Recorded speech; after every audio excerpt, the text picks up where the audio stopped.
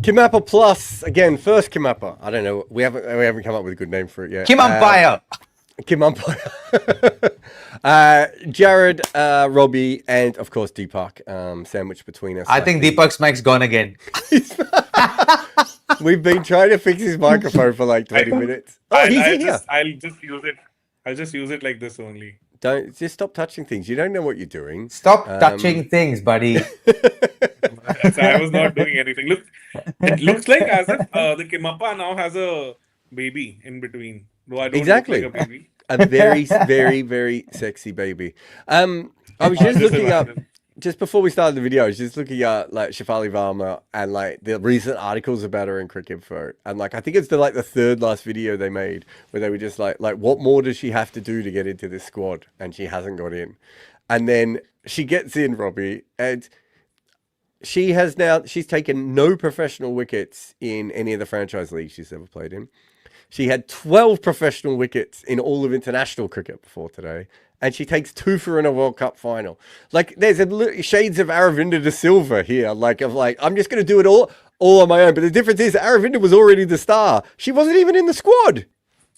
Yeah, yes. How good is that? I think she just had one ODI wicket before this. Yeah, I think so. Because she's looked 2 for 36 today, didn't she? Yeah. And so good, eh? Second ball, she got a wicket. Yeah. And she's got that little ball where she flicks it as well. Like, it's Karen ball, almost the half-cooked version of the Karen ball, I would say. Yeah, and like I do love this, Robbie, where like she had such. I like bowling in the nets energy. Like you're watching her, like she sort of clumps in a little bit, and like some of the balls were like I mean, the Marazan Cap wicket was like dog shit, right? It was just a ball down the leg side, and she bowled a couple like that. But when the ball comes out right, she's got that sort of Moeen Ali ability to bowl just an absolute blinder out of nowhere. And I just think it's just an incredible story. This whole squad is.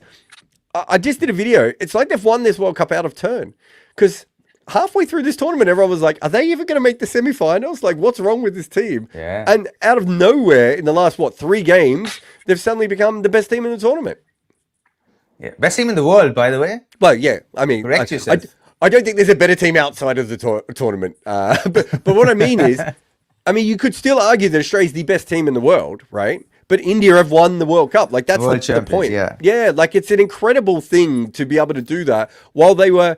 Deepak and I were moaning about their bowling options like earlier in the tournament because they weren't using bowlers. To go from that to this is just absolutely phenomenal.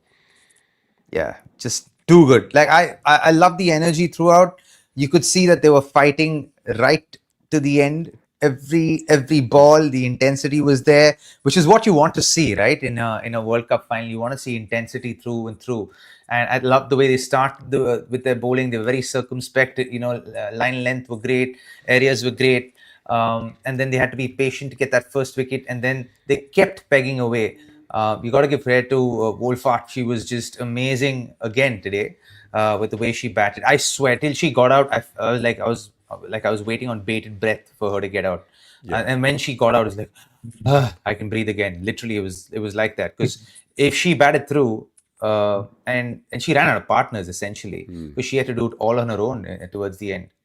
Yeah, I did think, Deepak, for a little while there that it was like, are we going to see one of the great innings in World Cup history? And she's just going to drag whoever is at the other end through, right?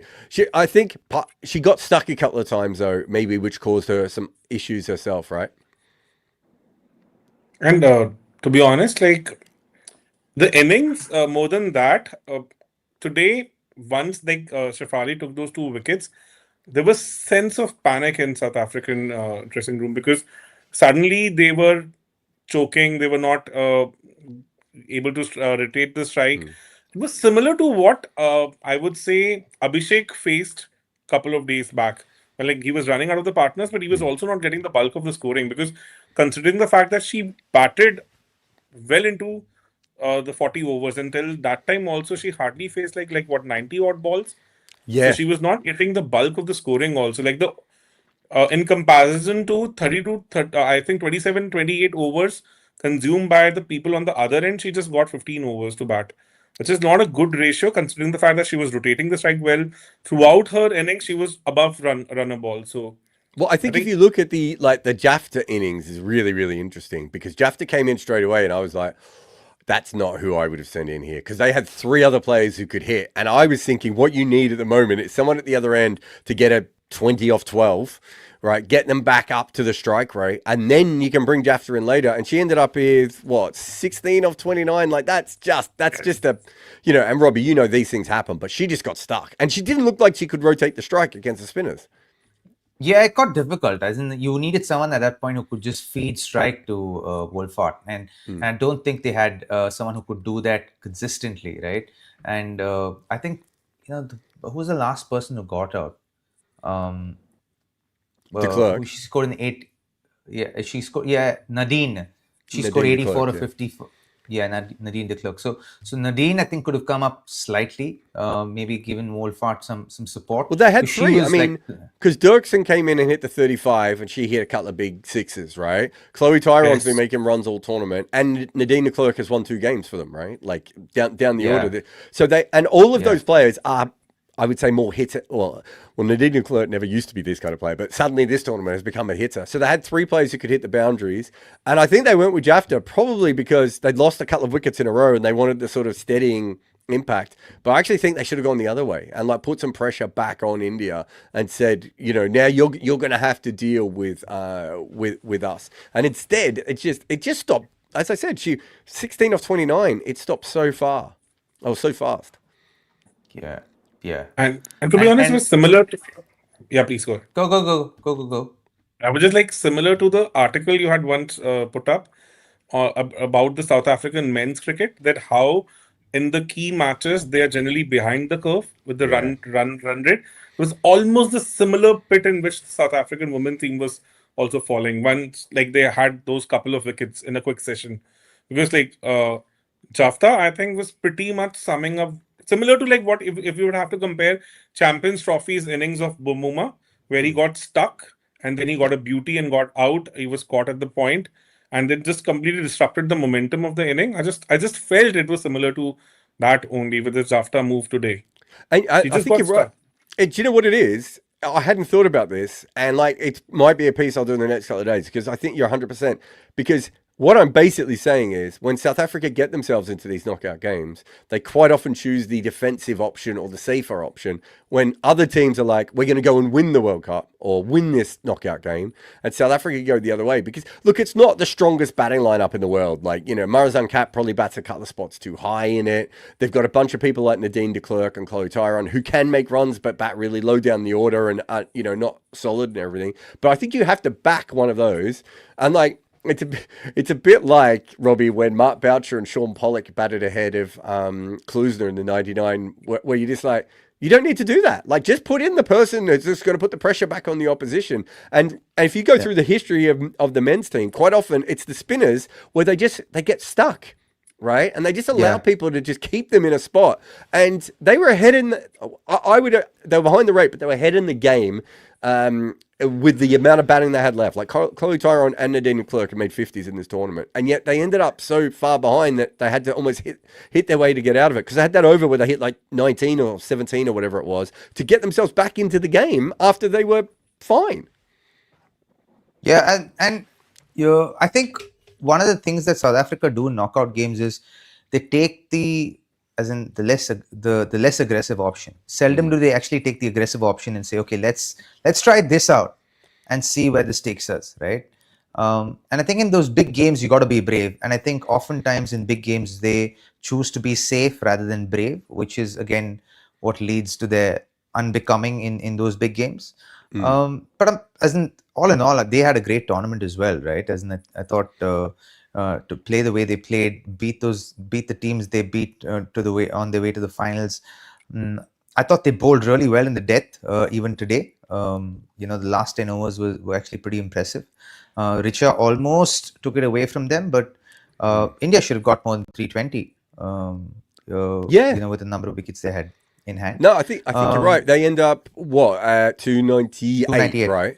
And there was probably that period when they lost Amanjot where you think, 310, 315 is on the table and they don't get there, right? So, we said beforehand that South Africa's strength was their bowling. The problem was that India, it didn't matter who batted in the top three for India. They just printed runs towards the back half of this series, right, Deepak? And so, it's very hard to sort of run through them, right? Because they were just like, so many of those players were making, even if they were just making 40, they were getting themselves off to a great start. And I think that South Africa, in order to be really in this game, probably just needed 2 wickets in the power play. Not, I'm not saying they have to run through them, but just a couple. Yes. And I think this is where we have to give credit to Shafali also, because if we would have seen his dismissal against Australia, she has this tendency when the ball comes back into her, she tends to fall over. And then she becomes an easy candidate for LBW. And this is how she got out on the same ground versus Australia. And considering that she would have just got a couple of nets just before this match, and today he was playing a lot straighter because Khaka was getting a lot of swing. She was able to bring the ball back. Pretty surprisingly, that Karp was not getting any swing, because then they have 2 different balls, maybe to do with the ball also. But Khaka was getting some serious swing. So she was moving down the pitch also to counter that. Even got almost stumped also one of the balls, which went for 5 wides. But still, she was playing straight.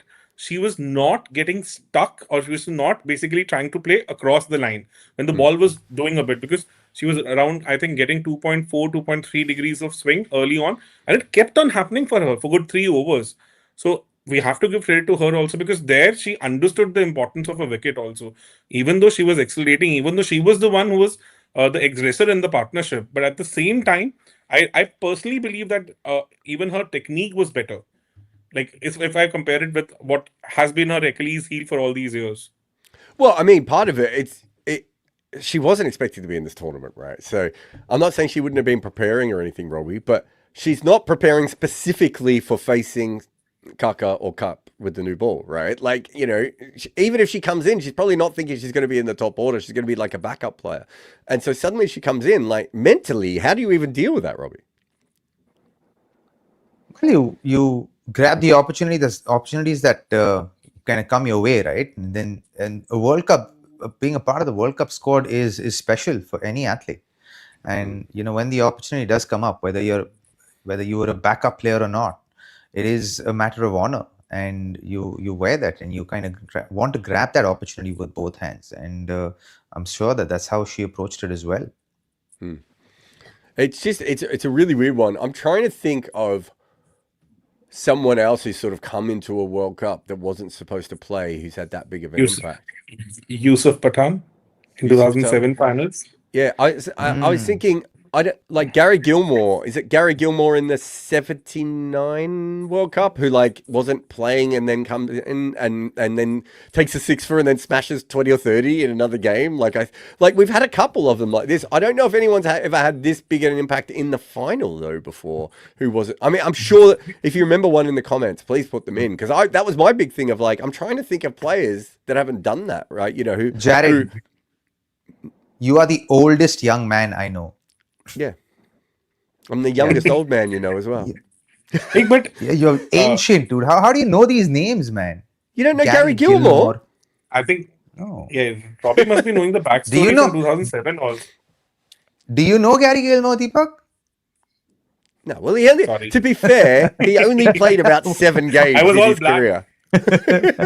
he didn't have a particularly good career. The other one I was thinking about, which is a little bit different, but is Brad Hogg in 2003, right? Who isn't expecting to play. Shane Warne's going to be the spinner, and then he comes in. But that's still kind of at the start of the tournament, right? Like, it's not halfway through. The other thing I thought was interesting is that we all thought that they got their lineup incorrect all the way through. Some of it is form, right? Like let's not, sometimes you can make as many changes as you want. They do nothing and everyone finds form and it still works. But they are a better side now on paper. Like if you just look at the structure of their team than they were at the start of the tournament, I would argue.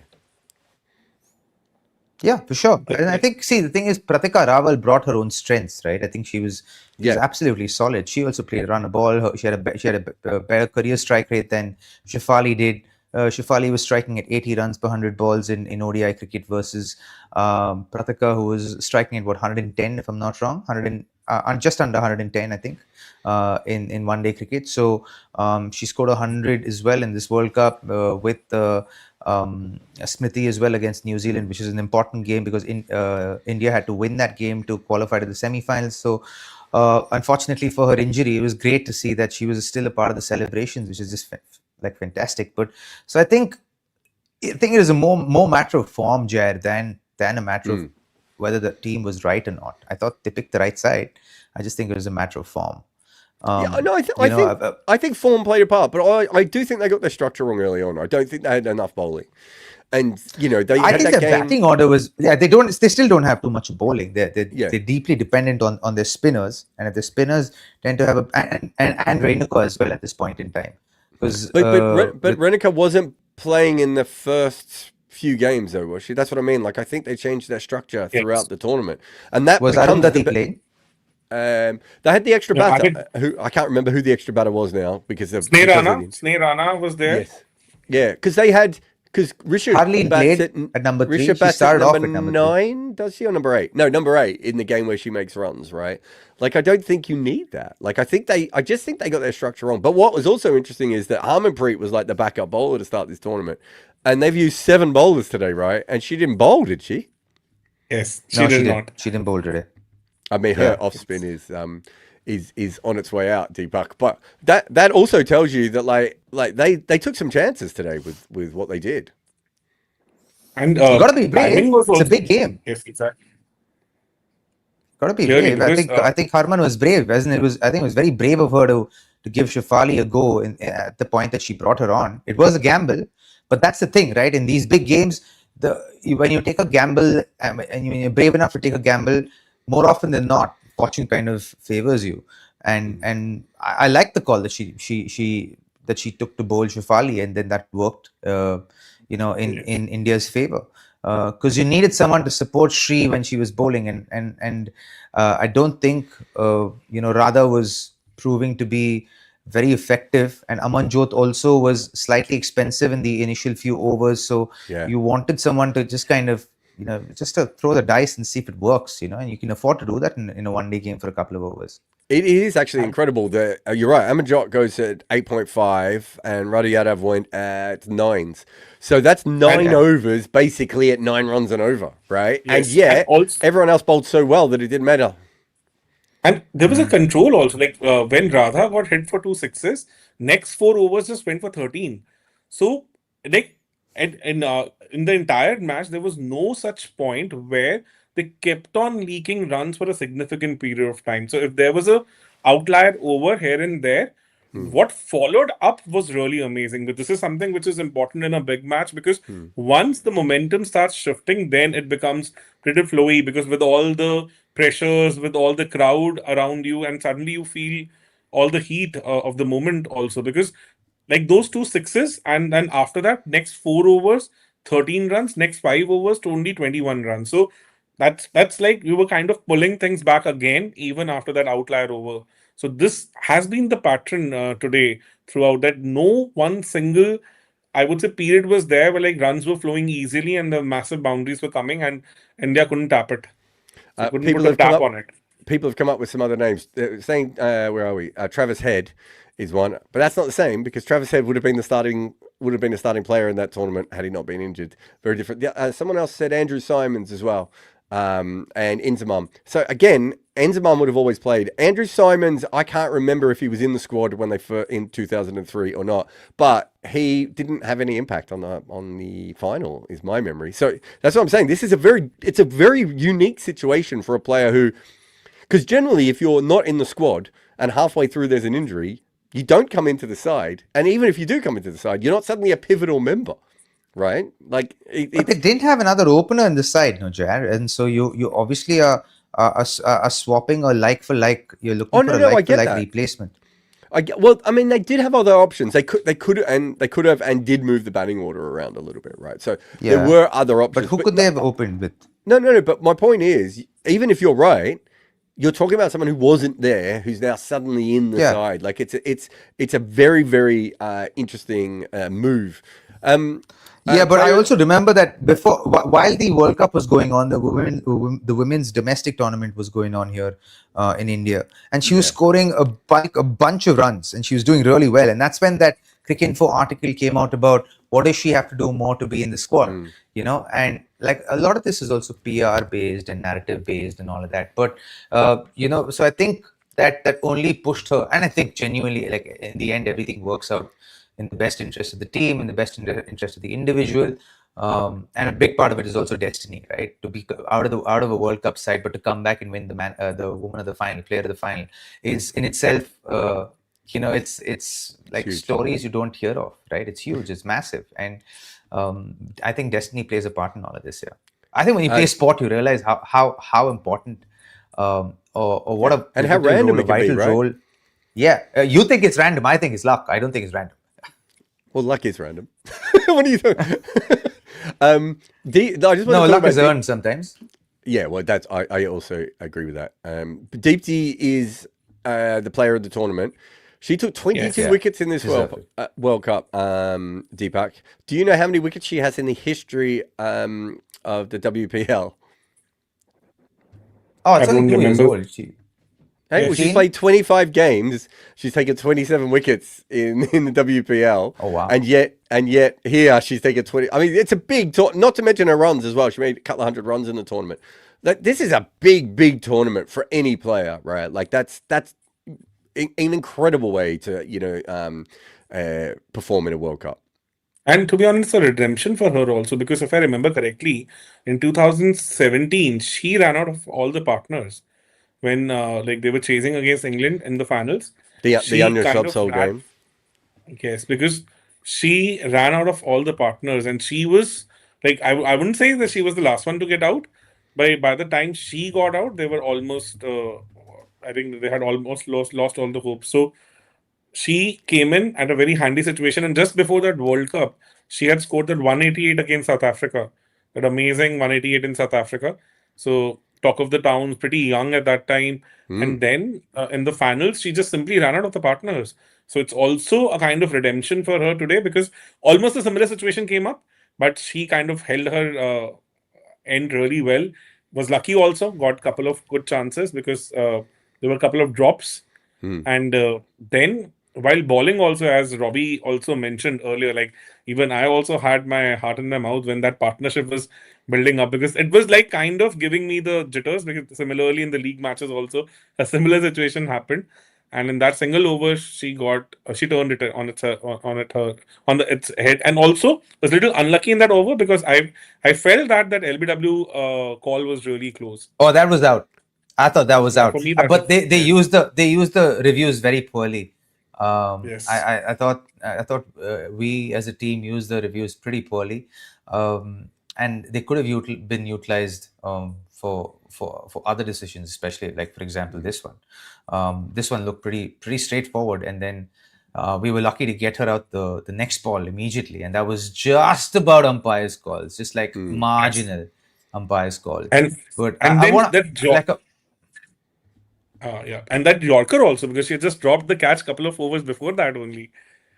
yeah, like a looping Yorker, like it's just kind of tossed and then dipped down, which is quite nice. You know, a word for Richa as well. As in, I think she was phenomenal here, even today. Came in first or second ball 6, and then try to keep the tempo going. I thought her intensity was great. I even tweeted about this. I don't think credit will be given enough for her for that 9th wicket run out that she pulled off there. The glove work was insane. She was very quick with her gloves to clip the bails off, and she just kind of got her out. That as in, a lot of these things kind of fly under the radar, but all of these little 1%ers are kind of what kind of win you that World Cup, right? Edge you towards it, because the pressure that Nadine felt after that was, you could see it in her face, and she's like, okay, I have 1 wicket left. I have to more than just farm the strike, you know. Yeah, and it changes that caused her to make that error. It changes how she has to bat, right, from that point forward. So completely. And I looked it up, Deepak. You're right. They so Deepti came in at number 7 in that game and at Lords in 2017, and she made 14 off 12, and she was the second last wicket. So what they were.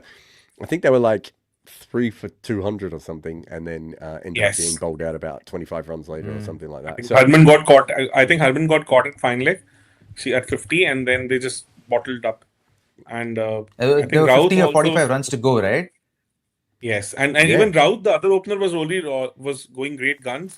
She got LBW if I remember correctly, and then they just bottled up like anything. Yeah, she was the wicket. Yeah. So Harmanpreet goes out when they're 138 for 3, and then Rout goes out at 191, and they go from 3 for 191 to all out for 219. And it was incredibly dramatic. I always felt that I mean, if you look at the two different teams, one of the big difference here is just the depth of this side. Like 7 bowlers used today. Harmanpreet doesn't even have to bowl. They're batting all the way down the order in some of these games as well. Like there's a real strength to that. It's also quite a young core as well. Like there's a part of me that thinks they've almost won this tournament out of order. Like they've skipped their turn a little bit, partly because they beat Australia and England and New Zealand weren't quite up to it as well.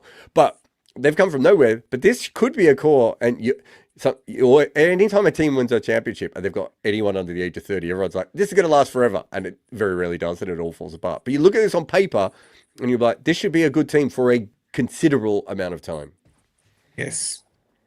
And also, well, the best part, yes, to be honest, I loved the action of Sri Chani also, like a brilliant complete action. Almost gave me the memories of Rangana Herat, because in women cricket, I have not seen such a biomechanically well-structured left-arm finger spin action. The way she was completing her action and the way she was using a non-bowling arm also, like having a complete action, also able to get the revs from that ball, the turn from that ball at that speed, which is very rare in women cricket. So some amazing skills also coming up, which is really I heartening agree to actually, see. and I think she was bowling at her average speed was about 80, 81.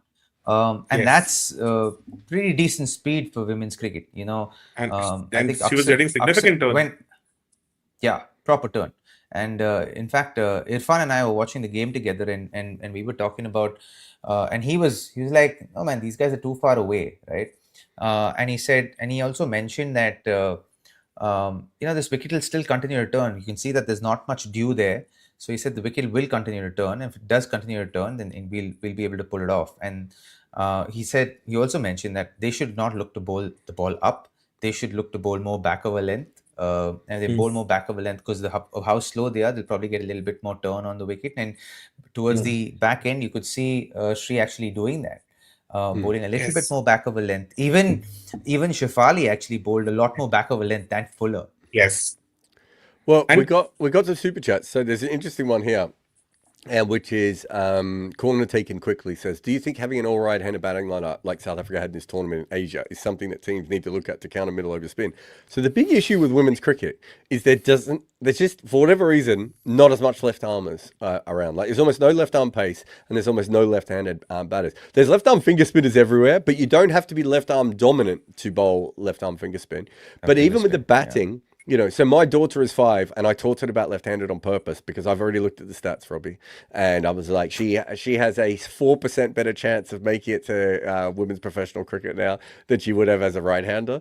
But I know I've talked to a lot of coaches about this in women's cricket, and it's a big thing. And there were times in this tournament where it felt like teams had like just endless supply of left-arm finger spin, but also there's so many right-handers to bowl to, right? And that when we talked about some of them getting stuck, it's because you've got 2 good left-arm finger spinners coming up against you, and quite often bowling with very clever fields. The ring is closer, so you can't get the easy single the way that the men do, right? And you're just trapped. And India had a serious problem also. Like India, I can't believe you're money bowling your daughter, man. Of course I'm money bowling my daughter. Why would I not be money bowling? You know me well enough to know I would exactly money ball my daughter. Yeah, it is so you, actually.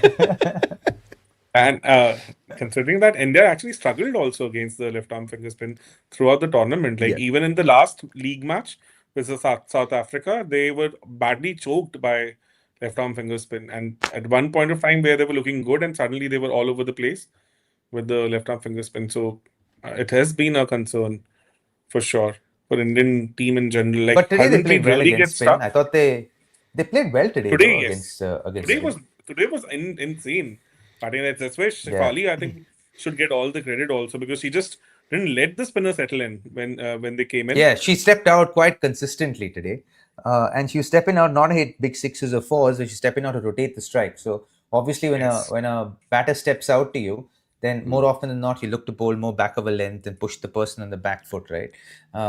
It is and worth though forced. looking. The other Indian batters weren't scoring, like the top four didn't score particularly quick, right? Like if she bats at their speed, this is a very very different game, and we're having an extraordinarily different conversation at this stage. So the fact that she did that, so maybe she overshadowed the others. I'm not saying that they didn't play the spin well, but especially when, as I think you said this before, Robbie, when they slowed the spin down, I was like, I don't know how South Africa is going to be able to score here because it's such a weird surface. Like it was it's almost a surface when you want to face someone like Sophie Eccleston, who's one of the world's best bowlers, just because she's quicker and she'll come on. Yeah. When Sri started slowing it down, I was like, this is tough. This is a tough little surface, especially when that ball got a bit older. And I think some of the other Indian top order got a bit stuck. But when you have one player going, it doesn't really matter, right? Like you can cover that. You know who went really into her shell today was Smriti, especially after she got to her 30s, mid 30s. She went properly into her shell, and that was when the spinners came on for South Africa. And at that point, she didn't really back herself. And I know she caught hold of the replays that they were showing of her dismissals in the World Cup, where predominantly she got out to fuller deliveries from spinners. And she got out stepping out and got caught in the boundary line a few times, about 3 or 4 times. I don't know if that was playing at the back of her head, but she slowed down considerably. And when someone of her caliber kind of goes into a shell, then the only way out is to kind of force yourself out of it. And it felt like the flow disappeared after 35 for a little bit. And then again, dismissal was really soft. Smithies today. And yes, I think she misread the length also, because Robbie has a brilliant point, because she was playing on the back foot on a ball, I think, which was little fuller, that was not there to be cut also.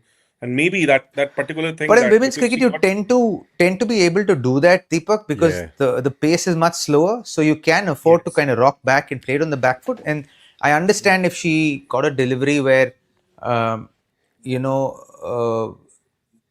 where it just kind of it hit her pad, but the ball is outside the off stump. Especially when the ball is outside the off stump, you can actually afford to transfer your weight on the back foot and kind of play towards the square offside, on the square on the offside. And I think essentially that's what she was trying to do. But that dismissal for a player of her caliber is pretty soft, I thought, because she was set and she just had to kick on from there, just rotate the strike every ball. I think that once you get into a shell, sometimes you tend to kind of forget about these things, and you're like overwhelmed by the prevalent thoughts that exist at that point in time in your head, and you forget about how you batted till that point in time.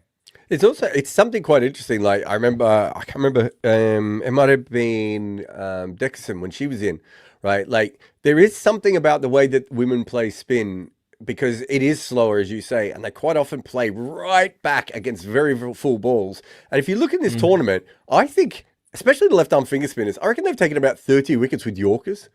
Right, because the women's players have been so stuck in their crease that you can you fire it in and they play over the top of the ball. And sometimes I have to go back in the replay and go, how did they miss that ball? But it's because they're in this weird position where if you're in men's cricket, you're probably on the front foot a lot more, and that you can turn that into a ball where you just chip it down to long on for a single. And the women are almost yorking themselves. So it's a very different technique in the way in that. And also, Deepak, that the having the circle smaller and having the fielders in close means that when you are like Smriti and you decide to go, and you decide to knock it around, you can't score the singles as quickly as like everyone else. And so, it's the same. There's that period in women's cricket sometimes where someone starts to hit boundaries, they're just going to hit boundaries. Like when Risha Ghosh did it or Nadine de Klerk did it, and you're like, they're going to hit boundaries every ball now. And the opposite then happens when they get trapped. And it's just like, it's going to be a dot ball every time because there's 5 fielders in the ring and they're so close. Yes, and even the South African opener also got stuck today, I guess. The other opener, I'm not able to recall the name. Yeah. Tasman Brits, because she was not able to rotate the strike. And one thing which I would also like to ask, nobody has talked about the toss, because considering that it was a rainy day and then there's a significant temperature dip in the day itself, generally I have seen the dew never comes, because the day and the night temperature difference is not significant enough for the dew to set in. But do you think so? They just misread the conditions badly? I mean, to be fair, the rest of the tournament, you probably did want to be batting second. And if you look at South Africa's was it the two big wins they had? I think it was with the Dew at the end, because they do have those hitters down the order, right, where they were giving them license. So you're right. I mean, this is the thing with Dew, and Robbie will be much more of an expert than you or I are. But like, I've seen this with Dew, I've seen this with Wind. Like, you make the right decision, but sometimes it just doesn't come in, and you know, so in the final, it doesn't go your way, and there's not a lot you can do about that, right? Like, you know, you think, oh, you know, this is a wicket that's going to do this, and you win the toss, and you decide to bat first, and it doesn't do what you expect it to do, and maybe that's what happened to South Africa today, that they should have actually been like, maybe let's just bat first. But also, it could just be that bowling's their strength, and they were like, we're better bowlers, and we've won a couple of games with our long order, so let's see if we can do it again. Also could be the fact that, you know, they probably thought maybe because it was raining, Duckworth-Lewis could come into play. That could be a thought. See if, you know, generally when it rains, captains kind of, again, safer option to do that. Yes. That's a safer option to do, and a lot of captains do that when there's a rain impacted match. And also, generally, they probably were under the impression that even if there's slightly overcast conditions, there probably will still be dew in the back end. Or they thought maybe it'll rain again, and then, you know, there'll still be dew and the ball will probably get a little soapy. But what they also do for these big games is that they put that chemical that, you know, stops dew from forming. And they do that a day in advance. So, you know, that doesn't happen as well. So I think in that sense, it didn't work in their favor as well. And like I said, I've always said this, I think in big games, you just want to, you know, be on the safer side, bat first and put pressure on the team batting second, because there's always a lot more pressure on the batting side. No, absolutely. What else do we have to say, guys? What you know, what is it? I suppose Deepti's actually, bowling? Deep. Well, we were talking about Deep. She's fine. She's covered. This is a good question, actually. I saw this from Gaji before. It says, maybe see girls play cricket on the street. So monumental, so emotional. Hopefully this will change things for women's sports in India. So I remember having a conversation. Yeah, I think it was when Anurag Thakur was in charge of the BCCI. And I was saying, if you really want to make a change in Indian cricket, the change that you can make if you're in charge is a women's Premier League, like, you know, bringing in the women's IPL, because it just allows for a professionalism and everything else to come in, and for things to change, you know, quite a bit. The fact that there's a women's Premier League that's doing really, really well, and they've now won a World Cup. And I know, Deepak, you were skeptical at the impact. I think you're going to see the impact over the next couple of days. I think this is going to be huge. Winning a World Cup at home is so different. I remember I was at the 2016 men's edition when Sri Lanka, well, men's and women's in those days used to play them together, but when Sri Lanka, 2012, when Sri Lanka won the semi-final, and I remember thinking, if Sri Lanka win this final, Colombo is not ready for what is about to hit them if they win this final at home. Like, they were so amped up. And, you know, and it's, you know, I remember New Zealand in 2015 when they were playing really good, and like, you know, what the tournament was like there. It's a completely different thing. And I think with women's cricket, to have it in prime time in India and everyone watching it, and for it to be a gutsy ground out win. Do you know what I mean as well? Like, you know, and beating Australia in the semi-final. It's not like South Africa beat Australia and they snuck through. I was at the Harmanpreet game and I felt that changed women's cricket forever. But this could just put it into a completely different universe. Yes.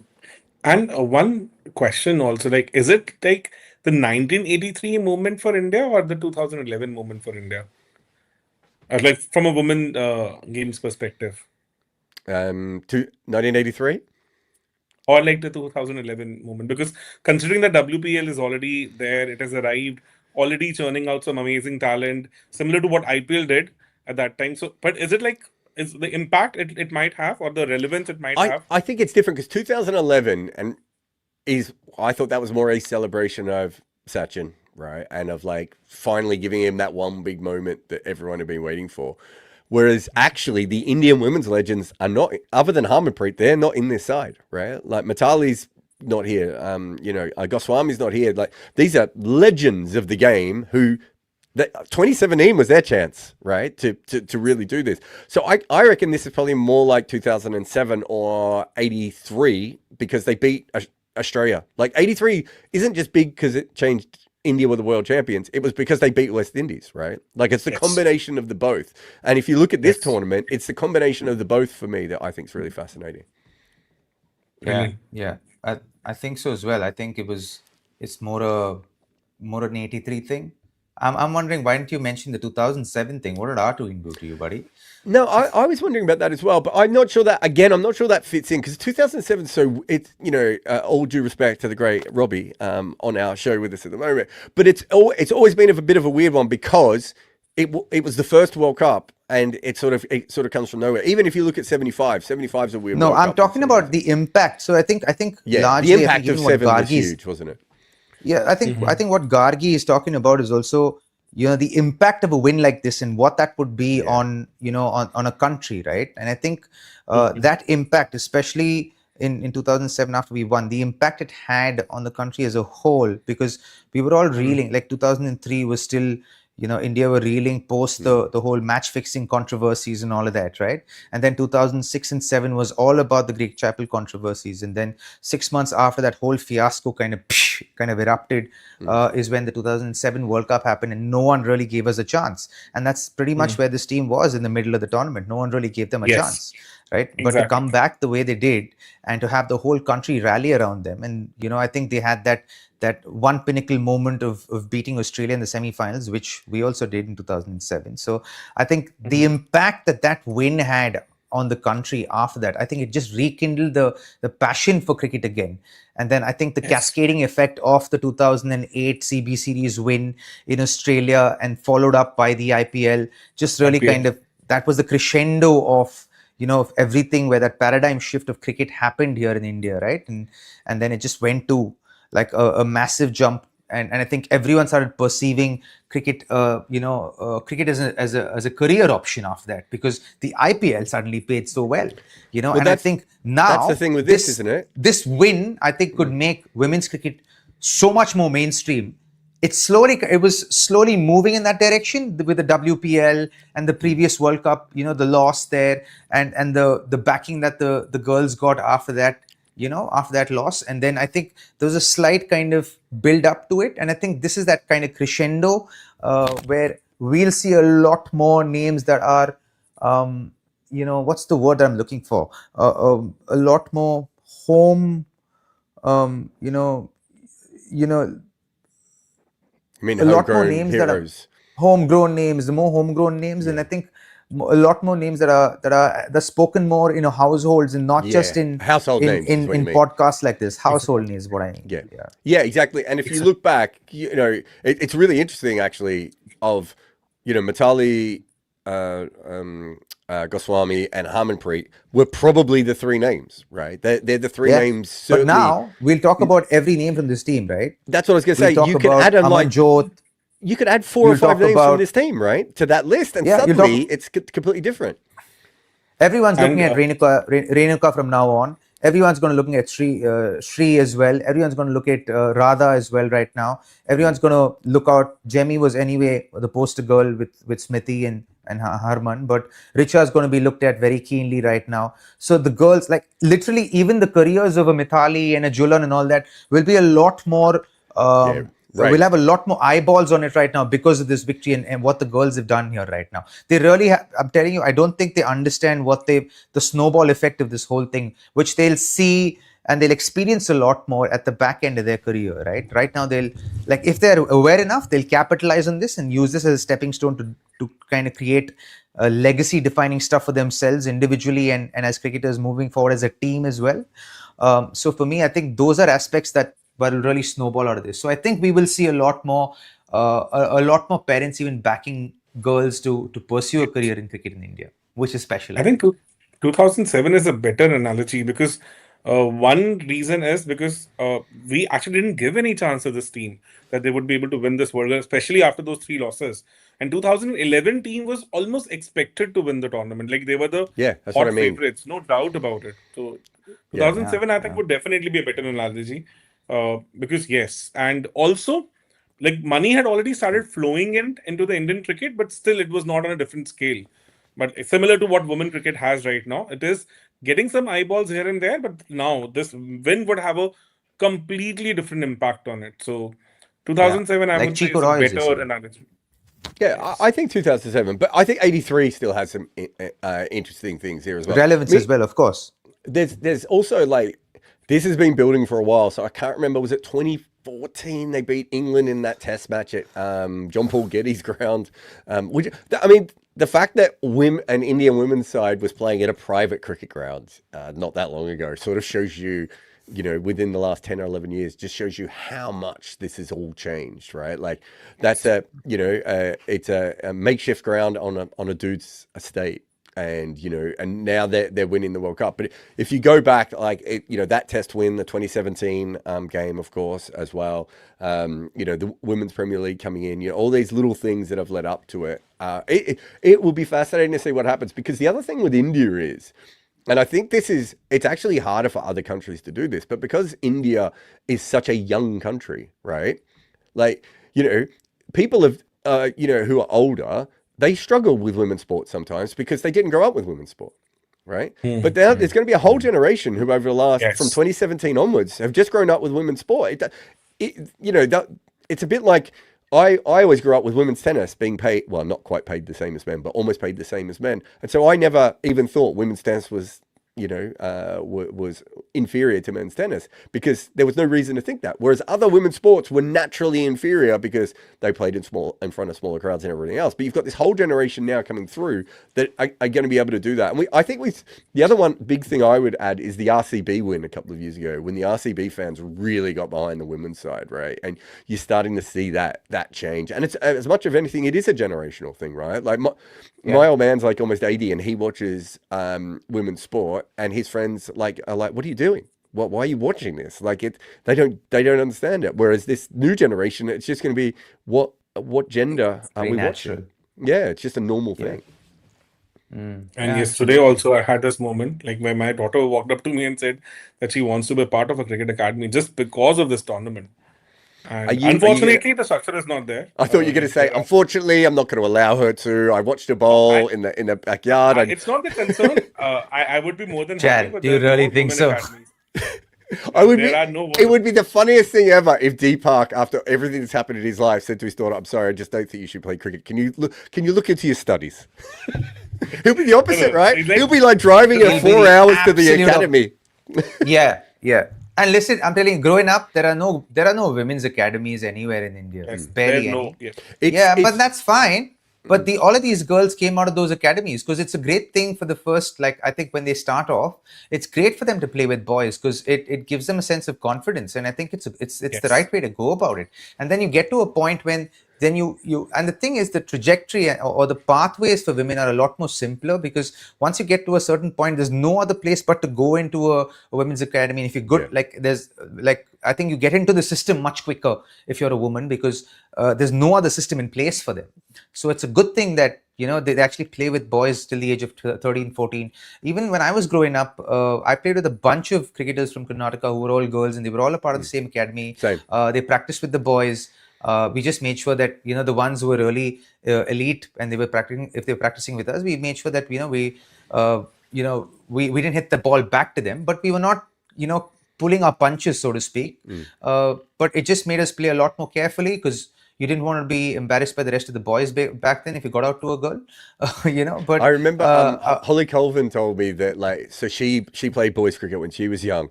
And as she said, as a slow left-arm finger spinner, she would clean up because everyone would either be terrified to leave the crease, and so she'd just ping them LBW over and over again, or they would try to come down and smash her back over her head. But the important thing is now, I think, to move them into women's cricket as early as possible, because there's really key differences between the sport, which isn't about men being biologically stronger or anything, but it's things like the height of the kids. So if you're playing against 12 and 13-year-old boys, you're okay.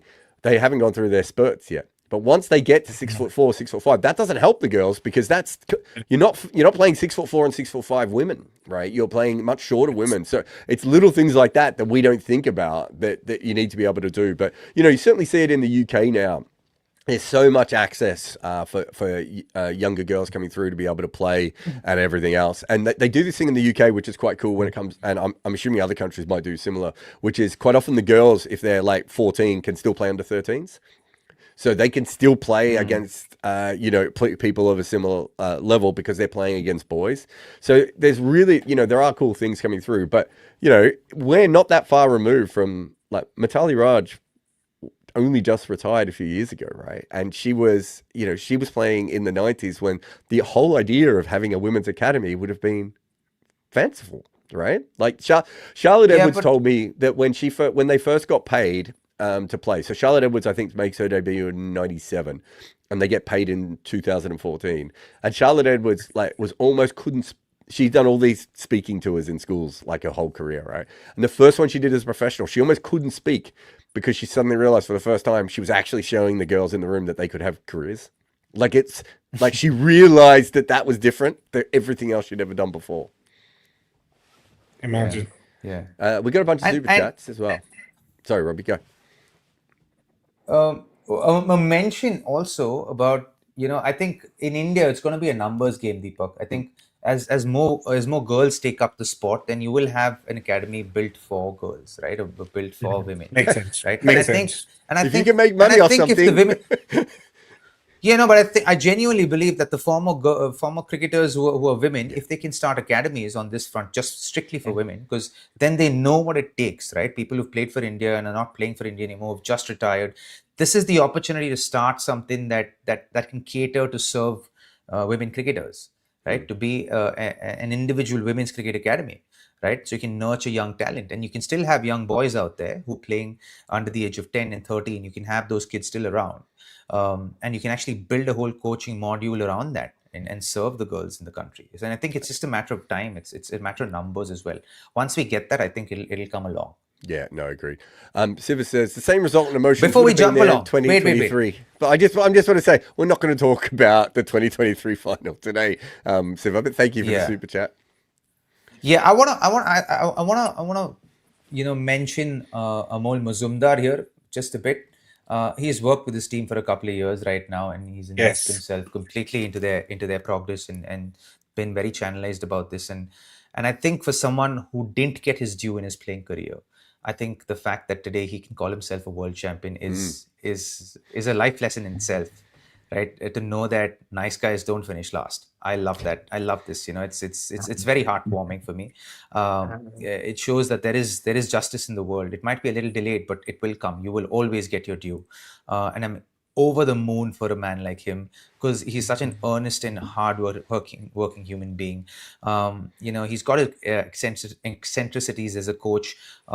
He can be a little hard-nosed, but that's what makes him special. I think the fact that he's come up from this structure in Mumbai that knows how to win championships and has won multiple maybe 10 or 12 or 13 first class championships. So he knows how to win these championships, right? And he knows what it takes to win big finals, and he knows what to make take some risky calls to make that happen for him and make that happen for a team. So I think this victory is a big part for him in his own journey as a coach, and he's been at it for the last decade or so as a coach himself, which I think is, I'm ecstatic for him, to be very honest. It's also like we used to see, with all due respect, we used to see more amateur level coaches in the women's game, right? Like, I suppose you saw Robinson in the UK, Mott in Australia, and we're starting to see more and more really like high quality coaches who can even switch between genders now, right? Like it's a different sport to coach, but that ability. Whereas before, it was if you would have said that you're going to go and coach women, so it would be seen as almost like a downgrade over like being a county coach or something. Whereas now I don't think people think that way anymore. They're like, wait a minute, not only is it a springboard, but it's a really exciting time to coach. So I think it's a fascinating sort of thing, looking at the staff and everything else. Here's one for you, Robbie. Siva says, Robbie, ever since you collaborated with Ash before the 2024 World T20, we're winning everything. Please collaborate with him once again. Well, what happens if you collaborate with him again and you end the run? Yeah, let's not do that. Right? Let's just bring him on a KimAppa Show. Yes. And the best thing is, I just want to mention this thing about Robbie. Like the very reason that he brought this point up speaks volumes about him as a person also, because at the background also he's been working on multiple things where he really wants to give the right due to the cricketers also. And I think that particular mention of Amol Majumdar pretty much sums it up, like what kind of a person he is and how well, he was able to bring that point up even while this discussion, we were not even thinking on those lines. So that sums up like what Robbie is Oh. as a person, I would say. Why are we being nice to Robbie? Amazing mention, I must Yeah. say. Wow. Anyway, this is Deepak's last episode, everyone. I'm really sorry. You're the I didn't realize he was nicest going to guy. do this. You're the only nice guy to me in this show, buddy.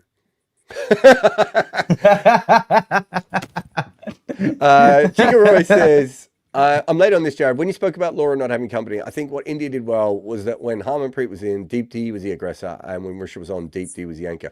It's also worth saying, Chica Roy, and you're not wrong, but the difference really is that India is a batting side, and so they have multiple options, whereas I think we've talked about this before. Laura Wolfart's really good. Then there's like a gap, and then they've got that nice sort of 6, 7, 8 sort of lineup where they've got a couple of hitters, but it's not a deep batting lineup, right? And sorry, I shouldn't say that. It's not a strong overall batting lineup is maybe the best way of putting it. And we talked about that coming into the final. So, there should be a difference between India's batting and South Africa's batting in this one. I would say it was India's bowling that probably stood up more here because that wasn't their strength coming in. And, I thought they were really interesting the way they went about that. Like I always say, batters win you matches, bowlers win you championships. And what I always say is, who cares about batters?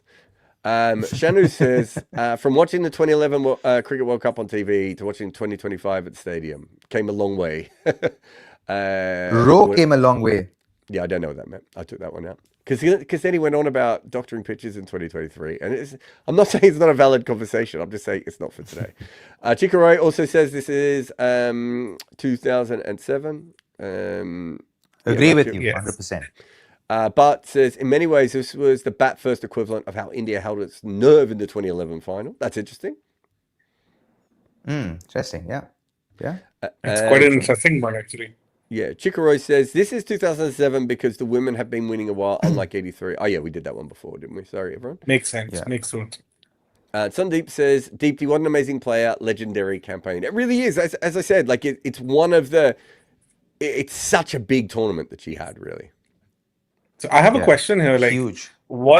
Is she more like Yuvraj or more like Ravindra Jadeja as a player, as a package?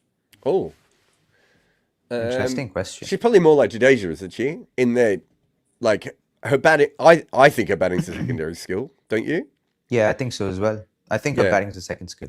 And that's not. But also, she could be in a situation like Jadeja where eventually it maybe becomes more level, or leans the other way.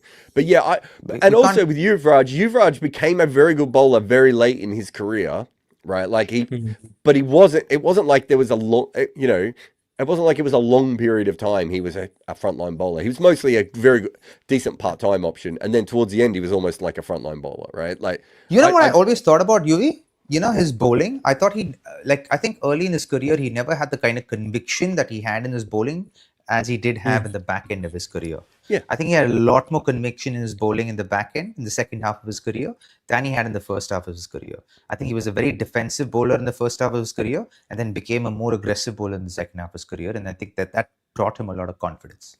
You actually see this with a lot of like batters who bowl a little bit of spin, that sometimes as long as their body holds up, right? Because you get the opposite, you get the Michael Clark guys who can't bowl when they're older, right? But if your body holds up, you end up being quite a smart spinner towards the end of your life. Like if you think of Darren Lehman and Joe Root and Yuvraj Singh, like they're quite smart bowlers. And if you have any skills, and you can do that. But also, Robbie, if you take it seriously, right? Maybe he didn't take it as seriously when he was younger. It was just a thing that he did. And as he gets older, he's like, actually... and you work on it. Joe Root didn't actually, I don't think Joe Root worked on his bowling all that much until he was about 28, 29. And then suddenly he went, okay, I can do these things. And oftentimes you don't have to work on your bowling. Sometimes you I think the lesser you work on it, the better sometimes, because you just feel like you have the confidence to pull things off when you haven't like practiced it. You feel like, I'll just turn up in a match, A lot like MS Dhoni keeping. MS never practices keeping. Right. Only now, since he's retired from international cricket, does he do maybe an hour worth of keeping outside of the match before the tournament begins. But outside of that, I've never seen him practice wicket keeping. Vibor says, I couldn't believe it in 2017, the way we lost the final. From then on, the heartbreaks in 2020, 21, 22, And the Commonwealth Games, I forgot about the Commonwealth Games one as well. Today we have our moment elated. That 2017 one's really interesting. So they were, as I said before, I think England and everyone who had been following that tournament, and I covered the whole tournament, we all felt that just needed one wicket to break that open. But it would have been very easy for India to have gone on and continued, to chase that total. They weren't far away from it at all. And it crumbled so dramatically. I think there's a point where there's like a sitter dropped off Anya Shrubsole. And you're like, sometimes you're watching your team, you're like, oh, this could be the most. It didn't matter. India just were in the middle of such a vicious collapse that it was all over. It was a really great. And not even a drop catch kind of saved them. Yeah. So I think it was the semi-final when England chased down against South Africa, 8 wickets down. I then did the semi-final with Harmanpreet and then did the final. So I was like so overly invested in that tournament, and also did a lot of miles on the road. Shrest says, great work, guys. I love the analysis by Jarrod, added by experience of Robin and insights from Deepak. Well, I don't know why you needed the second and third parts of that sentence. I thought the first part, you were so strong. And then you lost it a little bit. No, I think he started poorly and then finished really strong.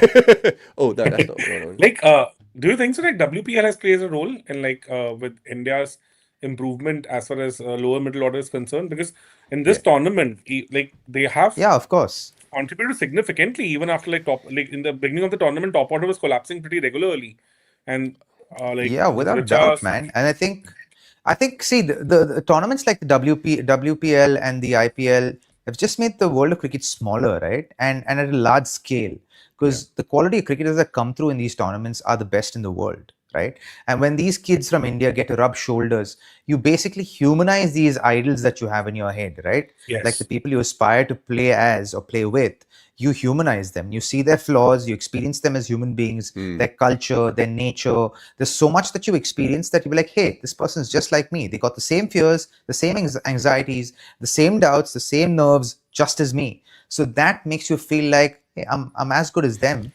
Or there's just a little gap for me to cover, and I can cover the gap. The conviction in yourself builds a lot, right? And I think that's what tournaments like the WPL do. And I was really happy when they announced that, they were going to do the WPL. I was like, I think it was 10 years late, to be honest. Yeah, it was way too late. I mean, they were all too late, but yeah.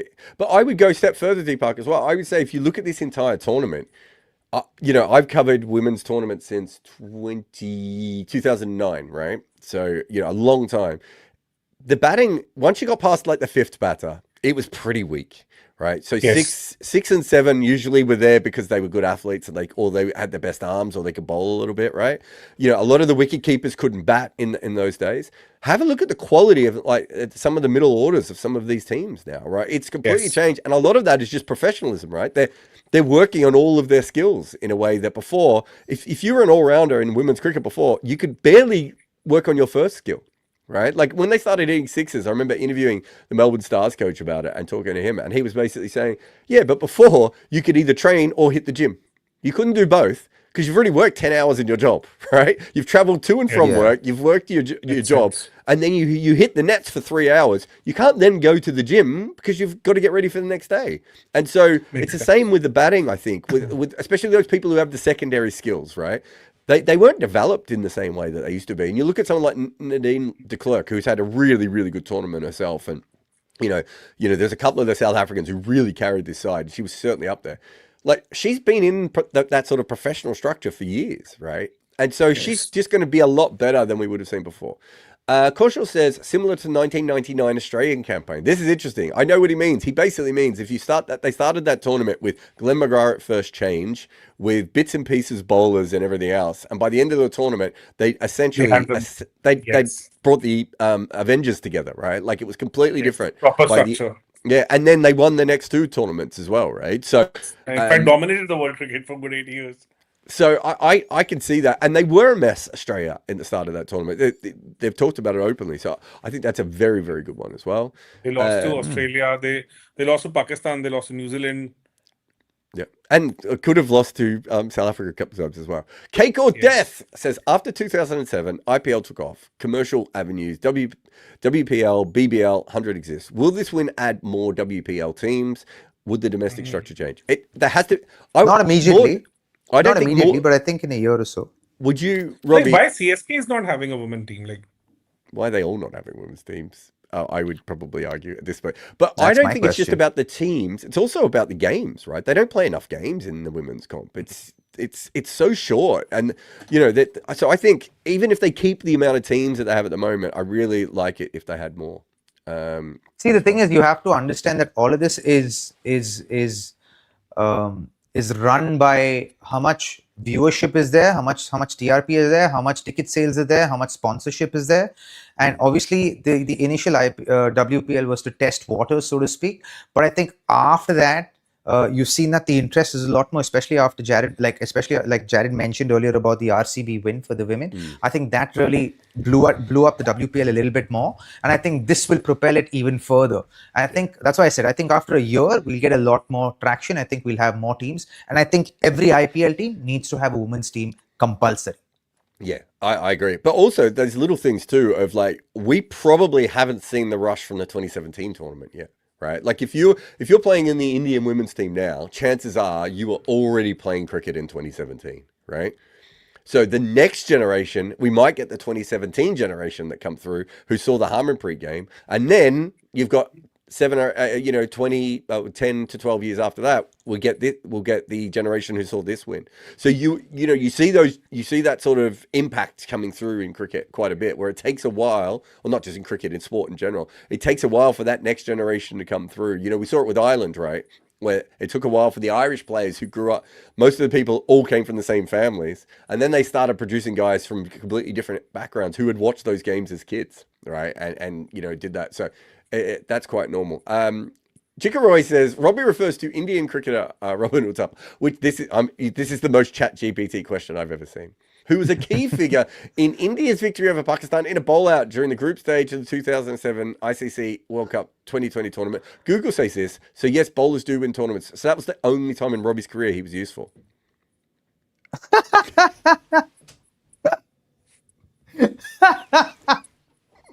Like I don't get trolled enough. Like you're trolling me on lives right now. You absolute dick.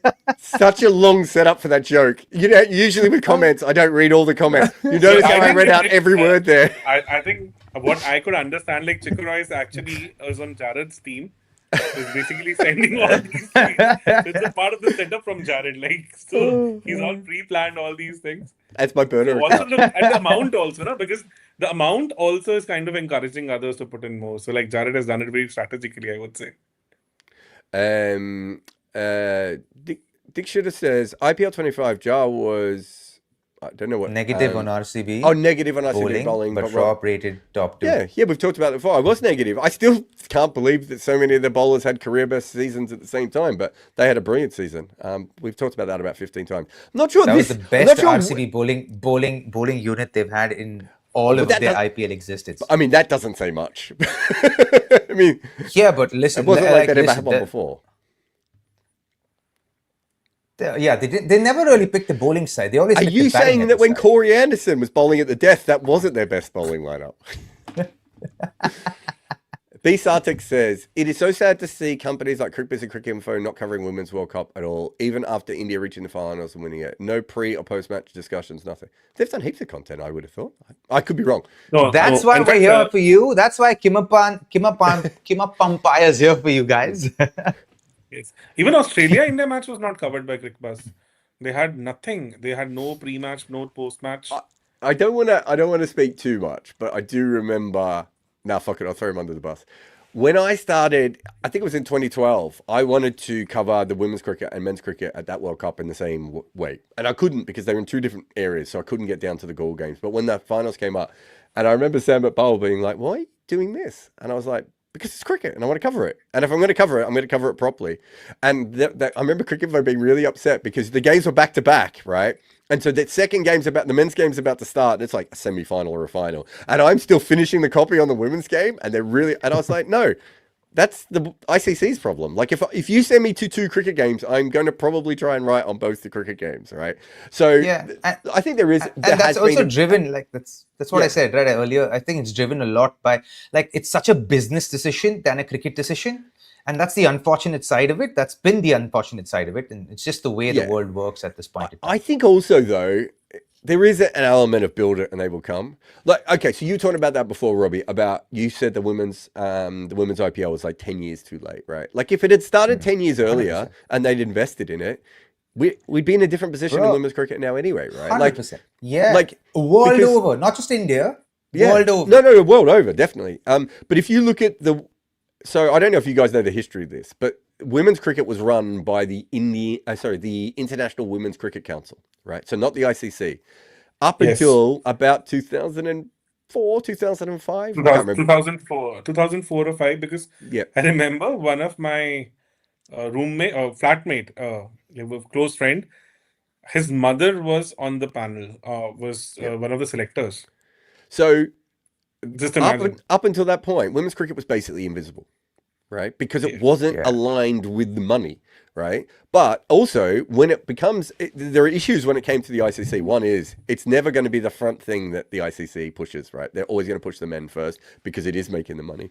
But the difference is that there is money in the men's game, and it can be used. And that money that was invested from men's cricket into women's cricket is going to be like 20x, right? Because eventually there will be so much money in women's cricket that it will swamp it. And one of the big things that I've heard from, talking to people with it in cricket is it's much harder now to get sponsors involved if women aren't involved, right? Because sponsors don't want to be seen as just having 12 men stand there. Correct. And I think this is where I'd like to give credit to Jayshaw. I think he's since he took over as the BCCI president, this is something that he was keen on doing. And I think Yes. credit must be given where it's due. And he was the main instigator to get the WPL going. At least that's what I've heard, and I want to give credit where it's due. And I think even from an ICC point of view, I think he's pushing that a lot more in front right now, which I think is really cool. Yes. And also, I would like to add, in 2014, I read this article on Cricinfo. So it was like they were bashing BCCI like anything, because they said like in last 10 years or so, since like BCCI has taken over women's cricket, the test cricket has vanished. There are no test. They were like criticizing the schedule and everything. And I totally agree with Must have Robbie. been Last Jarrod's 10, article. 12 yeah, might be. I don't remember. Like Look at 10, him 11 smiling. years. So it's in 10, 11. You wrote that? I have no idea. I've written so many. I could have definitely said that before, right? Let's be honest. I've said everything, Deepak. You know that. Yeah. So in 10, 11 years, definitely the Indian women cricket has come a long way. A long Yeah. way. And for no reason at all, we're going to finish this podcast with a super chat that says 71 tons, 4 ICC and 41 Test winners captain. Any nation, Ricky Ponting may be God, but even Jarrod doesn't write on him. I have written about 300,000 words on Ricky Ponting, probably 500,000 words on Ricky Ponting in my life. Dude, this is not the time for your nonsense about Ricky Ponting. Nick off. Where is this coming from? I don't know. Thanks to everyone except for that guy for all their comments and support on this podcast.